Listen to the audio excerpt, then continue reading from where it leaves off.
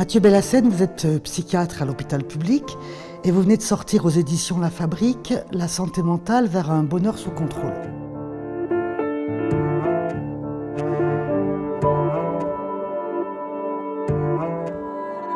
Alors, le concept de santé mentale, il faut un petit peu faire son historique pour essayer de comprendre de quoi on parle, parce qu'au fond, le travail de ce livre, ça a commencé par une interrogation pour moi, en tant que arrivant dans le métier, à savoir que les gens parlaient de santé mentale, mais tous ils parlaient de choses différentes.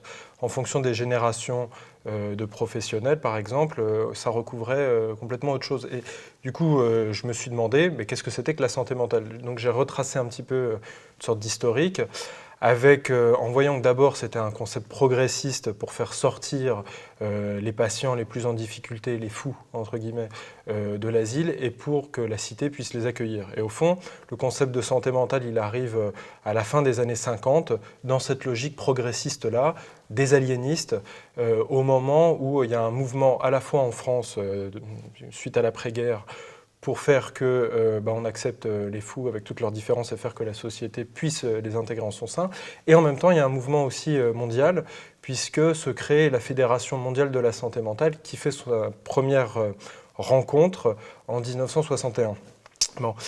Et donc avec plein de mots d'ordre très, très progressistes, en finir avec l'exclusion, la ségrégation, et essayer de faire qu'au fond, on puisse voir les gens autrement. Bon, alors ça très bien, et c'est porté par des cliniciens, des praticiens. Bon. Et puis vous allez avoir dans les années 70 tous les mouvements contestataires, que ce soit l'antipsychiatrie, la psychiatrie communautaire, la psychiatrie démocratique en Italie, et puis les courants qu'il y a déjà en France, comme le mouvement de psychothérapie institutionnelle, le désaliénisme, tout ça nourri par la psychanalyse, qui vont au fond continuer ce travail-là, et voire le radicaliser, par exemple, avec tout le mouvement autour de Basaglia, qui va dire qu'il faut vraiment mettre à bas l'asile, puisqu'on ne peut pas réformer le système asilaire à l'intérieur. Bon. Et donc le concept de santé mentale vient comme une sorte d'opérateur, toujours pour montrer qu'il y a de nouvelles pratiques qui sont possibles. Bon. Là-dessus, dans les années 80, par exemple, si on prend l'exemple en France, il y a la rigueur budgétaire qui arrive. Les politiques publiques vont devoir se remodeler, puisqu'il va falloir faire des économies, politique d'austérité, enfin c'est des choses qu'on connaît maintenant. Et donc, à ce moment-là, l'idée, c'est d'essayer de penser la psychiatrie un peu autrement. Alors ça ne va pas se faire tout de suite, ça va prendre 20 à 30 ans en fait.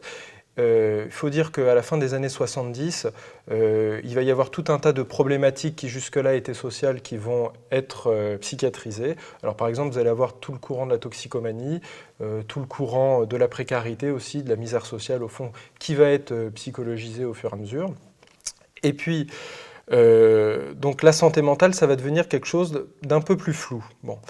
Et puis, donc, il y aura les années 80, 90, et puis alors surtout 2000, qui est un tournant absolument essentiel, puisque à la fois l'Organisation mondiale de la santé, l'OMS, fait de la santé mentale une priorité de santé publique, une priorité mondiale, et donc tous les pays vont devoir décliner cette priorité dans leur politique nationale. Bon.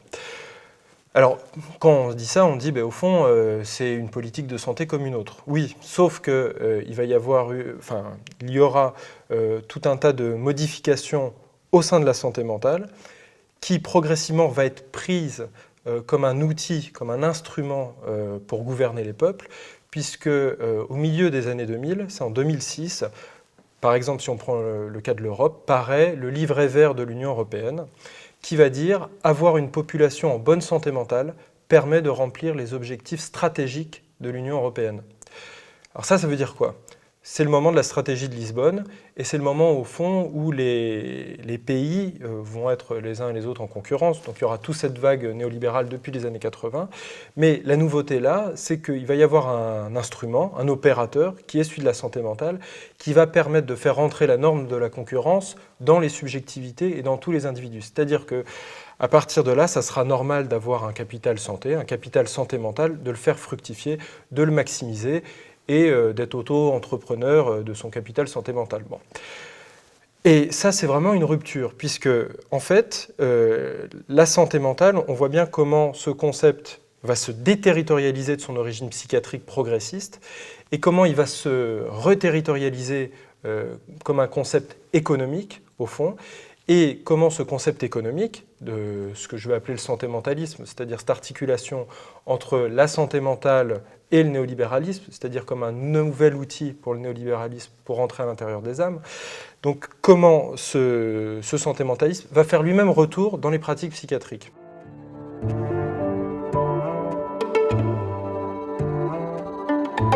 Alors, c'est ça qui est absolument formidable avec ce concept, c'est que ça va diffuser une langue positive. Et alors ça, c'est... Par exemple. Alors par exemple, qui peut être contre la qualité de vie, contre le bien-être, contre le bonheur, voire dans un rapport récent, on va dire ce que c'est qu'une vie réussie, voyez. Donc quand vous voyez ça, tous ces mots très positifs, personne ne peut être contre ça. Sauf que ces mots positifs sont des mots au service d'un certain cadre, qui est le cadre néolibéral, c'est-à-dire un cadre pour conduire la conduite des individus. Et en cela, la santé mentale, c'est un opérateur qui construit aussi ce cadre. Alors par exemple, dans un rapport de 2009 qui est remis au secrétariat, à la secrétaire d'État à l'économie numérique, donc c'est Madame Nathalie Kosciusko-Morizet à l'époque, donc vous voyez que ce n'est pas du tout le ministère de la Santé, il y a un rapport qui va s'appeler « La santé mentale, l'affaire de tous », qui est produit par le Centre d'analyse stratégique, qui est maintenant le commissariat général à la stratégie et à la prospective. C'est la think tank du Premier ministre, au fond, et qui va s'intituler « La santé mentale, l'affaire de tous ». Et alors, ce qui est génial dans ce rapport, c'est que c'est l'affaire de tous, sauf des psys. Et on va décrire 3 santé mentales. Première santé mentale, c'est la mauvaise. Alors ça, c'est les fous, on n'en parle pas. Bon. Ou alors les pathologies graves, enfin les gens qui sont dans d'extrêmes difficultés, mais ça intéresse très peu. Après, il va y avoir la santé mentale un peu borderline, on peut dire, qui est la détresse psychologique et les risques psychosociaux. C'est le moment où il y a des suicides chez Orange, et pas chez France Télécom, des suicides chez Orange, ou dans des grandes entreprises. Et du coup, il va falloir créer des dispositifs pour ne pas remettre en question tout le système, mais pour que l'individu s'adapte au système. Bon. Et vous allez avoir la 3e santé mentale qui va être la santé mentale positive, c'est-à-dire celle qui permet à tout individu, même les plus fous, de maximaliser leur bonheur, leur bien-être, leur qualité de vie. Bon. Et alors ce qui est intéressant à ce moment-là, c'est que la santé mentale, elle va avoir une nouvelle définition qui va être s'adapter à une situation à laquelle on ne peut rien changer. Alors ça, forcément, la révolution est très loin. Mais surtout, on voit à quel point la santé mentale va être un opérateur d'adaptation à des normes sociales définies par la nouvelle raison du monde actuelle, quoi.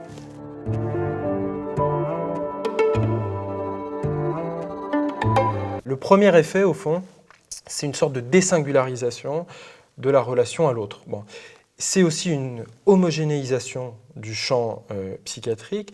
Et puis, cette homogénéisation, elle se fait aussi avec l'aide des acteurs, qu'ils soient administratifs, qu'ils soient les professionnels, etc., qui va être de dire, au fond, maintenant, la psychiatrie, c'est assez simple, il y a des protocoles, il faut faire ci, ça, voire même de proposer des pratiques qui sont, mais à 1000 lieues des réalités quotidiennes. Par exemple, vous avez maintenant les certificateurs qui viennent dans les hôpitaux psychiatriques et qui vont regarder des critères de qualité. Alors par exemple, un des critères de qualité, c'est est-ce que vous lavez suffisamment les mains avec un soluté hydroalcoolique. Bon. Qui vont regarder est-ce que le protocole de mise en chambre d'isolement est bien rempli, qui vont regarder si le protocole de mise en contention, en camisole, est bien rempli. Plutôt que de questionner l'existence même des contentions, l'existence même de, au fond, ce qui compte en psychiatrie, c'est pas tellement de se laver les mains, mais c'est justement de créer un rapport non phobique avec les patients et avec les équipes, c'est-à-dire de pouvoir manger avec eux, de pouvoir faire des choses vivantes et de proposer un accueil vivant. Mais là, c'est pas du tout ça la question. La question, c'est au fond que l'individu se plie à un système que l'on crée, non pas pour lui, mais que l'on crée pour le système. Et ça, je crois que c'est la rupture avec, au fond, la psychiatrie progressiste des années 60, 70, c'est-à-dire que dans les années 60-70, c'était les cliniciens qui allaient créer des dispositifs qui allaient être adapté aux personnes accueillies, c'est-à-dire aux personnes les plus en souffrance. Mais là, il y a un renversement qui est maintenant, on crée des dispositifs où on dit aux gens de s'adapter à ces dispositifs, et s'ils ne s'adaptent pas à ces dispositifs, on dit qu'au fond, c'est de leur faute, s'ils ne sont pas adaptés. Et on ne remet pas en question le cadre même du dispositif. Voyez. Alors ça, c'est la rupture, et ça, on peut le décliner dans des pratiques très micro, quoi.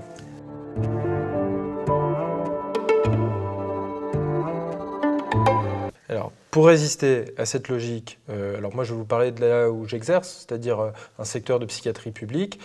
D'abord, il ne faut pas être seul, c'est être avec une équipe et avoir une certaine conviction partagée de ce que c'est et que le travail bien fait, du fait que les gens qu'on accueille, c'est d'abord et avant tout des êtres humains qui sont comme tout le monde, c'est-à-dire qu'ils ont des problématiques existentielles plus ou moins graves, et qu'il s'agit au fond d'inventer des formes de vie, de créer des choses qui leur sont adaptées. Bon.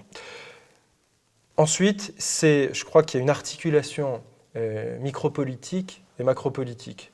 Micropolitique, c'est-à-dire soutenir un certain rapport à la parole, un certain rapport à l'existant. Alors, un certain rapport à la parole, par exemple, tout ce qu'on entend actuellement sur le fait que la psychanalyse, la psychothérapie institutionnelle, ce sont des vieilles lunes qui ne sont pas recommandées, qui ne sont pas scientifiques. Alors ça, c'est des bêtises absolues, puisque ça nous apprend quand même d'écouter l'autre dans ce qu'il a et de singulier, et dans ce qu'il peut nous apprendre sur ce que lui est et sur ce que nous sommes. Bon. Donc c'est accueillir de manière inconditionnelle ça, on pourrait dire. L'autre chose, c'est d'avoir un certain nombre de stratégies. Bon.